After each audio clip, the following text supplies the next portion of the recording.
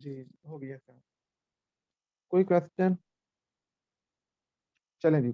ये जस्ट एक लाइन है जो सर्कुलर के लिए लिखी जाती है। ओके, अब हम जरा चेक करते हैं इस प्रोग्राम को चला के कि क्या ये काम हो भी रहा है कि नहीं। ठीक है, फिलहाल मैं प्रीवियस को भी कमेंट कर रहा हूँ। हमने रिमूव का फंक्शन यूज किया था, मैं उसे भी लिख के कमेंट कर देता हूँ। ठीक है, अच्छा ये मैंने फंक्शन दो है कमेंट कर दिया। अब सोचें, मेरा एंड वाला नोड किधर है? 11 है। ठीक है, तो मुझे 11 पे पहले आना है। स्टार्ट पे आया, स्टार्ट पे आने का मतलब है मैं 20 पे था। नेक्स्ट फंक्शन चलाया मैं 5 पे आया, फिर नेक्स्ट चलाया मैं 9 पे आया, यस फिर नेक्स्ट चलाऊंगा तो मैं किस पे आ जाऊंगा? 11 पे 11 पे। ठीक है, अगेन मैं नेक्स्ट चलाऊंगा तो मैं किस पे आऊंगा? बताएं क्या आंसर आएगा इसका? फिर सर 20 पे आ जाएंगे, शुरू में आ जाएंगे हाँ, क्योंकि इस नेक्स्ट पे मैं कहाँ पे एग्जिस्ट कर क्योंकि रहा था? एड्रेस 11 तो पे अब मैंने। आ हाँ गया तो इसलिए। जी, मैंने अगेन चलाया यस तो अब क्या हुआ असल में? इस 11 के पास आगे तो कुछ भी नहीं है। जब आगे कुछ नहीं है तो इसके पास फिर पहले नोड का एड्रेस है। यस फिर next चलाने से क्या होगा? ये 20 पे आ जाएगा। देखते हैं क्या ये आता है कि तो नहीं आता। सर पहले तो ऐसे ही हो रहा था बस। अगर बट आपको पहले याद फर्स्ट वाली हो नोट नहीं डबल आ रही में थी। ये हमारी मिस्टेक थी। और पहले एक जब सेकंड, हम पहले ऐसा नहीं था स्टार्ट, हो रहा। हाँ जब तो स्टार्ट का पहले चलाते थे फर्स्ट तब वाली कब 20 आ पे रही आता थी? था। जब तो ये स्टार्ट देखें का हमारे हाँ चलाते 20 थे पे है तब ना। 20 पे आता था। ठीक है। हम 20 सोच रहे हैं। अच्छा, अब पहले पता क्या हो रहा था? अब देखें, यस अगर मैं सर। लाइन को रिमूव कर देता हूँ तो आपको पता चल जाएगा पहले क्या हो रहा था। मैंने रिमूव कर दिया इस लाइन को, अब रन किया,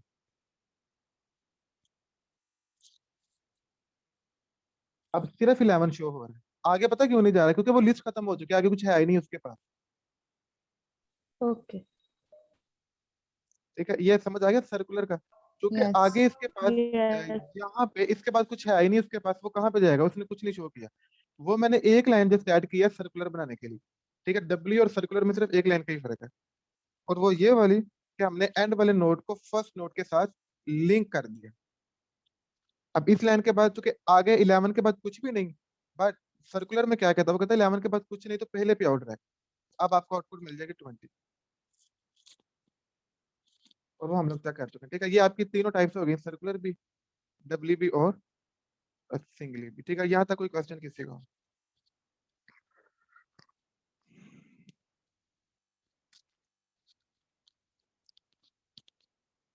कोई मसला मसाइल? No sir. No sir. अच्छा, अब ना थोड़ा सा आपने थोड़ा सा मैं एक मिनट आपको ना डेटा स्ट्रक्चर के बारे में।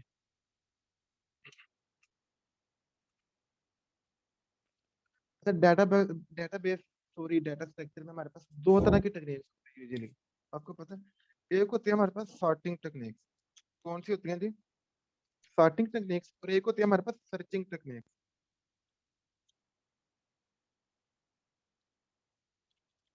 सॉर्टिंग और सर्चिंग में क्या फर्क है? सॉर्टिंग टेक्निक्स वो वाली होती हैं कि जिन टेक्निक्स का नाम जस्ट हमारे एलिमेंट को सॉर्ट आउट करना है। वो असेंडिंग ऑर्डर भी हो सकता है, डिसेंडिंग। मेरे कहा मतलब हम उनको रैंडम के नंबर देंगे अरे की फॉर्म में, वो उसको सॉर्ट आउट करके हमें यस आउटपुट प्रोवाइड करेंगे। ये काम है सॉर्टिंग टेक्निक का। सर्चिंग टेक्निक्स का काम सॉर्ट करना नहीं होता। उसका काम है हमने को नंबर देना है और सर्चिंग टेक्निक ने उसको सर्च करके हमें बताना है कि आया आपका नंबर एग्जिस्ट करता है कि नहीं करता। अब वो अगर एग्जिस्ट करता है या नहीं करता, वो कितने टाइम में मुझे आके बताती है, इन्फॉर्म करती है। ये डिपेंड करता है सर्चिंग टेक्निक की टाइम कॉम्प्लेक्सिटी पे। सही है ना? अच्छा, अब अगर हम बात सॉर्टिंग टेक्निक्स में, आपके पास बेशुमार आ रहती है। बबल सॉर्ट, ठीक है, इसके अलावा इंसर्शन सॉर्ट है, इसमें हमारे पास सिलेक्शन सॉर्ट है, बकेट सॉर्ट है, बकेट है, रेडिक्स है। तो ये सारी की सारी, इसके अलावा हमने कौन सी पढ़ी थी? हीप सॉर्ट भी पढ़ी थी, क्विक सॉर्ट पढ़ी है हमने।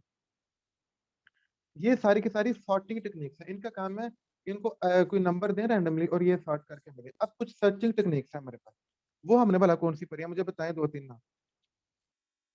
सर्चिंग टेक्निक के नाम बताएं।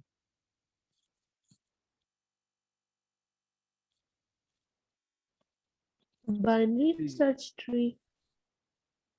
अच्छा, सर्चिंग टेक्निक्स में ना हमारे पास टाइप्स होती हैं। एक होती है लीनियर सर्च और एक होती है बाइनरी सर्च। और एंड हमने पढ़ी हैशिंग। हैशिंग भी सॉर्टिंग नहीं है, सर्चिंग टेक्निक है। सही है ना? अच्छा लीनियर का चूंकि ये इन्फॉर्मेशन जरूरी है इसलिए मैं आज रिपीट कर रहा हूँ। लीनियर सर्च क्या करती है, ये एक फॉर एग्जांपल अरे है ना, तो इसको हमने कोई नंबर दे दिया, इसने पहले एन को इसके साथ चेक करना है, फिर इसके साथ चेक करना है, फिर इसके साथ, फिर इसके साथ। तो इसके यूजुअली लीनियर सर्च की टाइप कम्प्लेक्सिटी होती है ऑर्डर ऑफ एन। ये कॉमन क्वेश्चन आ रहे हैं एमसीक्यूज में, ठीक है। लीनियर सर्च क्या करती है, कोई भी नंबर होगी वन बाय वन उसको अरे में से ढूंढेगी, तो ऑब्वियसली जितने नंबर होंगे उसको हर किसी के साथ कंपेयर करना पड़ेगा, तो ऑर्डर ऑफ एन इसकी टाइम कम्प्लेक्सिटी होती है। बाइनरी सर्च की टाइम कम्प्लेक्सिटी क्या होती है, इसका सर्च करने का तरीका आपको पता है। ये क्या करती है, हमारी जो है ना अरे, उसको दो हिस्सों में डिवाइड करती है, ठीक है। अच्छा अब इसके लिए जरूरी शर्त हमने लिखी थी कि बाइनरी सर्च का असूल है, लीनियर का असूल नहीं है। बाइनरी सर्च का असूल है कि आपके पास जो नंबर है वो ऑलरेडी सॉर्टेड होने चाहिए। अनसॉर्टेड नंबर देंगे तो बाइनरी सर्च उसको सॉर्ट आउट नहीं कर सकेगी, वो आपको वैसे ही बाहर निकाल देगी अपनी अपनी टेक्निक से। बाइनरी सर्च की टेक्निक का असूल, इसके पास नंबर सॉर्टेड चाहिए उसको, देन ये क्या करेगी, दो दो हिस्सों में डिवाइड करती जाएगी। अगर तो नंबर ग्रेटर देन है तो लेस देन वाले हिस्से को वैसे ही बाहर निकाल दिया, ग्रेटर देन में आ जाएगी, फर्दर टू पे डिवाइड करेगी। तो बाइनरी सर्च क्या करती है, असूलन एन बाई टू के चक्रों में पड़ी रहती है। अब जब भी हमारे पास एन बाई टू का चक्कर आ जाए ना, तो इसको मैथमेटिकली अप्लाई करने के बाद इसका जो कंक्लूजन निकालते हैं वो ये निकालते हैं कि हमारे पास जो टाइम कम्प्लेक्सिटी आएगी वो लॉग एन आ जाती है। तो बाइनरी, जहां पे भी बाइनरी सर्च की बात होगी तो यूजुअली इसकी टाइम कम्प्लेक्सिटी लॉग एन की फॉर्म में होगी, लॉग एन। अब एन बाई टू को अगर आप दोनों तरफ लॉग एन ले लेंगे ना, तो आपको लॉग एन मिल जाएगा। दोनों तरफ लॉग लेंगे ना अगर एन बाई टू, तो इसका आंसर लॉग एन आ जाएगा। तो आपने ये चीज में रखनी है, बाइनरी सर्च चूंकि इसके लिए शर्त है कि अरे सॉर्टेड हो, ये हमेशा अरे को एन बाई टू में करती है और एन बाई टू करके आपका नंबर फाइंड करके आपको देगी। तो इसकी जो टाइम कम्प्लेक्सिटी है वो लीनियर से कम होती है, बट होती लॉग एन। अच्छा इसके बाद नंबर 3 टेक्निक आती है हैशिंग। हैशिंग टेक्निक ये बड़ी जबरदस्त है, इसकी यूजुअली हैशिंग की usually time complexity order of one होती है, कांस्टेंट टाइम पे ही आपको नंबर देगा। क्यों? क्योंकि इसमें एक फार्मूला लगता है हैशिंग फंक्शन का, तो वो डायरेक्ट बताता है कि ये फला इंडेक्स में वैल्यू मुझे। But yes. जब हैशिंग में कोलिजन आती है हमारे पास, अब कोलिजन की टू टाइप्स है हमारे पास। एक होती है यस। हमारे पास ओपन हैशिंग और क्लोज हैशिंग, ठीक है। ओपन हैशिंग में हमारे पास सिंपल एक एग्जांपल आती है चेनिंग की। तो चेनिंग में हम लोग क्या करते हैं कि जो हमारे पास हैश टेबल होता है उसमें यूजुअली हम लोग लिंक लिस्ट क्रिएट कर देते हैं। हैश टेबल में क्या करते हैं, लिंक लिस्ट क्रिएट कर सकते हैं। लिंक लिस्ट क्रिएट करते हैं, यस। इसको आप ऐसे समझ सकते हैं ना कि ये मेरे पास हैश टेबल है, तो कोलिजन आ गया कि हमारे पास ना इसमें ये जो थ्री इंडेक्स है इसमें ऑलरेडी वैल्यू मौजूद है, एप्पल मौजूद है, ठीक है, थ्री में। अब एक मैंने नया हैश फंक्शन आया तो वो उसमें कोई मैंगो था, वो भी कहता मैंने थ्री में आना है। अब थ्री तो ऑलरेडी आपको पता है, तो हम क्या करेंगे, यहाँ पे एक नई लिस्ट क्रिएट करके नए फ्रूट को ले आएंगे, नई आइटम को ले आएंगे। अगेन कोलिजन आई तो हमने यहाँ पे, ठीक है। तो इसमें नुकसान ये होता है कि हमारे पास हैश टेबल में तो ऑलरेडी कुछ स्पेस मौजूद होती है, लेकिन ये एक्स्ट्रा स्पेस लेती है। तो ये जस्ट थी हमारी चेनिंग। इसके बाद आ जाए आप क्लोज हैशिंग की तरफ, उसमें हमारे पास तीन टेक्निक्स आती हैं, linear probing, quadratic probing and the third is, third भी पता नहीं मेरे नाम मेरे रेंज स्लिप हो गया। अब आप देखिए तीन टाइप्स होते हैं, ठीक है। उसमें हम क्या करते हैं, लीनियर में यूजुअली तीन फंक्शन आते हैं। लीनियर में हम क्या करते हैं कि अगर कोलिजन आती है तो आप यहाँ से स्टार्ट हो जाए, शुरू से जो जो फ्री स्पेस मिलती है उसको एम्प्टी करना शुरू कर दें। लीनियर प्रॉबिंग ये बड़ी सिंपल थी। इसके बाद हमारे पास आ जाती है क्वाड्रेटिक प्रॉबिंग। क्वाड्रेटिक प्रॉबिंग में क्या करते हैं, हम लोग एक नया फंक्शन यूज करते हैं। हम कहते हैं कि जो आपका हैश फंक्शन है ना, जो भी आपकी हैश है प्लस कर दें आई स्क्वायर से। आई स्क्वायर क्या होती है भला, आई वो वैल्यू होती है जो हमारी नंबर ऑफ अटेम्प्ट होती है। पहले अटेम्प्ट की कोलिजन आया तो आई की वैल्यू वन है, अगेन अटेम्प्ट की फिर कोलिजन आया तो आई की वैल्यू टू हो जाएगी। इस तरह हम आंसर लेके, ये भी आपने की हुई है चीज, ठीक। यस। अच्छा हैशिंग अगर कोलिजन आए तो इसकी टाइम कम्प्लेक्सिटी बढ़ती है, जब कोलिजन आए तो इसकी time complexity order of one. ये आपने चीजें ध्यान में रखने वाली बात है, ठीक है। कोलिजन आ जाएगी तो ये ऑर्डर ऑफ एन तक जा सकती है, जब कोलिजन नहीं आएगी तो फिर ये इसकी time complexity direct order of one होगी। ओके। अच्छा ये थी हमारे पास सर्चिंग टेक्निक्स। अब थोड़ा सा और आ जाते हैं हम भी। बातें मुश्किल तो नहीं हो रही, आपने पढ़ी हुई है, मैं इसलिए रिवाइज करवा के मैं जल्दी से मूव कर रहा हूँ, जहाँ यस से सर। आपको लगे मैं रुक सकता हूँ। अच्छा हमने कुछ बात की थी, इसके अलावा कुछ हमारे पास टेक्निक्स होती हैं। लोग थक भी गए हैं, ये मैं ना जस्ट थोड़ा सा रिवीजन के लिए, चूंकि आपने तैयारी करनी है, तो आपको थोड़ा सा ना एक मैं आपको बना रहा हूँ कि थोड़ा सा स्ट्रक्चर आपके माइंड में आ जाए, ठीक है। इसलिए परेशानी वाली कोई बात नहीं। इंडिविजुअलाइजेशन हमने पढ़ी थी ना, ब्रूट फोर्स टेक्निक। Yes. एक होती है हमारे पास ब्रूट फोर्स टेक्निक, एक होती है डिवाइड एंड कंकर। डिवाइड एंड कंकर में हमारे पास दो, ये स्पेलिंग ना, ये मेरी बहुत बड़ी खामी है, ये आप देख लीजिएगा, मुझे नहीं स्पेलिंग आती किसी चीज की। ब्रूट फोर्स, डिवाइड एंड कंकर। इसके बाद हमने कौन सी देखी थी? एक लो एक होती है हमारे पास ग्रीडी अप्रोच। मैं जस्ट हिंट दे देता हूँ आपको, ये आपकी चीजें काम आ सकते हैं। डायनामिक अप्रोच होती है, ये बड़ी कॉमन यूज होती है मार्केट में। ब्रूट फोर्स टेक्निक क्या करती है? ब्रूट फोर्स टेक्निक कहती है कि आपने जैसे हमने किया था ना, बबल सार्ट में काम किया था। बबल सार्ट में क्या होता है कि वो नंबर फाइंड करता है, तो वो क्या करती है, नंबर को वन बाय वन हर किसी के साथ उसने मैच करना होता है। तो ये ब्रूट फोर्स टेक्निक है। इसी तरह आपको पता है पुराने दौर के जो बॉक्स होते थे, जिनमें हम लोग वो एयरपोर्ट में सामान लेके जाते थे, तो वहां पे ना उनका लॉक लगता था, और वो लॉक 3 डिजिट्स पे होता था। कुछ याद आती है वो बात? तो जब लॉक भूल जाता था ना, फिर हम लोग कॉम्बिनेशन बनाते हैं। क्या करते हैं, फॉर एग्जाम्पल अगर हमारे पास 3 डिजिट Yes. है तो मुझे लॉक नहीं याद, हम लोग कॉम्बिनेशन बनाते हैं, यार वन वन वन ट्राई करो, टू टू टू तो ट्राई पहले करो। हम वन को कांस्टेंट कर लेते हैं ना, और फिर हाँ सारे बिल्कुल। घुमाते हैं हाँ दोनों ये को। बिल्कुल सही कह रहे हैं। वन को यस। कांस्टेंट करे सारे घुमाए, टू को कांस्टेंट करे सारे घुमाए, तो ये ब्रूट फोर्स टेक्निक होती है। ब्रूट फोर्स में टेक्निक का मतलब है कि आपने जितने पॉसिबल कॉम्बिनेशन है सबको ट्राई करना है। ठीक है, ब्रूट फोर्स का सिंपली क्या मतलब है, जितने पॉसिबल कॉम्बिनेशन हैं उन सबको आपने ट्राई करना है। ये है ब्रूट फोर्स टेक्निक। नेक्स्ट, और ये सबसे खतरनाक टेक्निक है। इसमें जो टाइम कॉम्प्लेक्सिटी है वो सबसे ज्यादा हाई होती है, इसमें टाइम सबसे ज्यादा वेस्ट होता है, इसमें मेमोरी यस सर। सबसे ज्यादा कंज्यूम होती है। ठीक है, यस। ब्रूट फोर्स सबसे गंदी टेक्निक है। नेक्स्ट आप आ रहे थे डिवाइड एंड कंकर। डिवाइड एंड कॉन्कर टेक्निक में दो चीजें आती हैं, आपने मर्ज सॉर्ट और जो क्विक सॉर्ट पढ़ी है वो डिवाइड एंड कॉन्कर में आती है दोनों। और आपने नोट किया दोनों में क्या करते हैं, Yes. मर्ज सॉर्ट में भी हम लोग क्या करते हैं, अपनी अरे को 2 हिस्सों में डिवाइड करते हैं, और क्विक सॉर्ट में भी हम अपनी अरे को 2 हिस्सों में डिवाइड करते हैं। तो डिवाइड एंड कॉन्कर का मतलब है कि आपने प्रॉब्लम को छोटे छोटे हिस्सों में डिवाइड किया, देन उनको कंबाइन किया। कॉन्कर का मतलब है दोबारा कंबाइन करना, पहले कंबाइन को टुकड़ों में डिवाइड करना, देन उन टुकड़ों को जोड़ जोड़ के फिर अपनी प्रॉब्लम को सॉर्ट आउट करना। तो डिवाइड एंड कंकर वो वाली टेक्निक है, ये थोड़ी सी बेहतर है। इसमें जो हमारी टाइम कॉम्प्लेक्सिटी है वो n/2 की रेशो में चले जाती है, जिसे हम लॉग एन की फॉर्म से लेते हैं। ठीक है, और आपकी जो बाइनरी सर्च है यूजुअली इस टेक्निक में आती है। नेक्स्ट आ जाए ग्रीडी अप्रोच।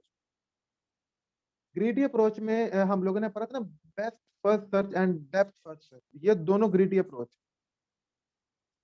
ठीक है, best first search and Yes. Depth first search दोनों आपकी ग्रीडी अप्रोच है। ग्रीडी अप्रोच क्या कहती है, वो कहते हैं कि आप सारे रास्ते और कॉम्बिनेशन को चेक ना करें वन बाय वन जाके, आप लोग देखें कि आपका जो गोल है, गोल तक जाने के जो चांसेस हैं ज्यादा, जो आपका सूटेबल पाथ कौन सा है, आप वहां पे ट्राई करें। अब इसका मैं ऐसे समझाता हूँ।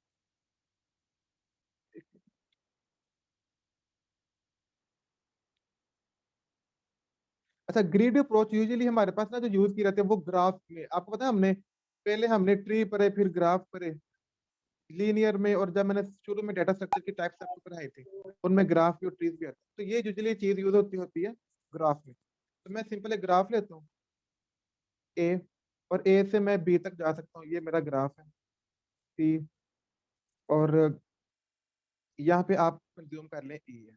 ठीक है, अच्छा अब ए से बी तक जाने की मेरे पास जो पाथ है वो कास्ट आ सकती है 20, बी से सी तक जाने की मेरे पास कास्ट है 10। ठीक है, इसी तरह अगर मैं ए से ई तक आता हूँ तो मेरे पास कास्ट आ रही है जी 15, और ई से सी तक कास्ट आ रही है मेरे पास 20। इस तरह का आपके पास ना कोई हो सकता है फार्मूला। ठीक, अब ये इसको हम बेस्ट फर्स्ट सर्च से भी सॉल्व कर सकते हैं और डेप्थ फर्स्ट सर्च से भी सॉल्व कर सकते हैं। दोनों में फर्क क्या होता है,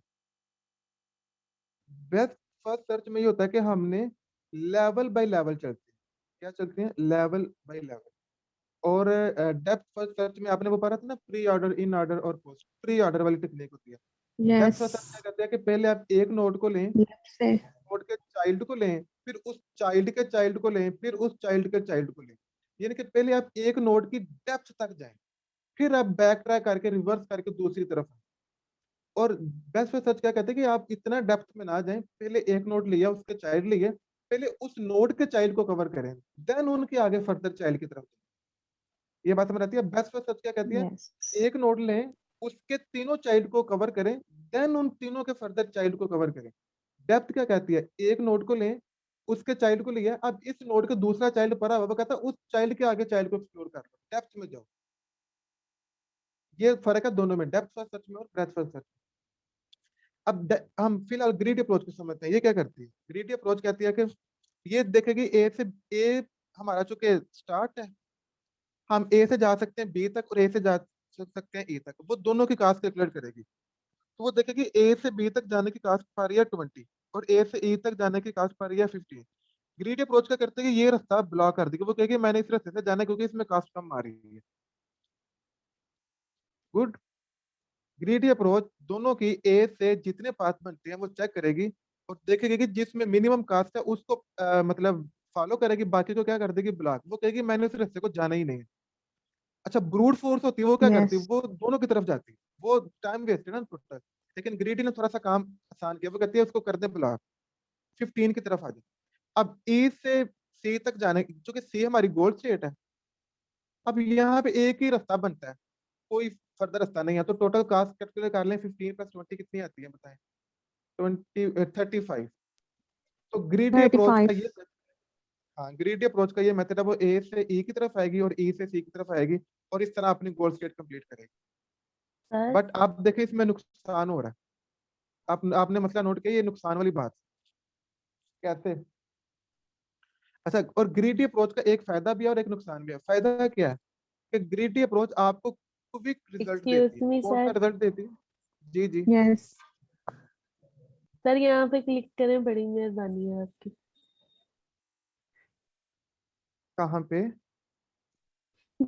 यहाँ पे सर। बात खत्म होने लगी है, बस खत्म होने लगी है। सर अच्छा, ये बस तो करें, मैं इतनी नहीं समझ आ रही।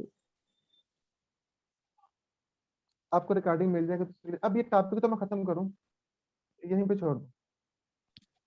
चलें कर ली खत्म।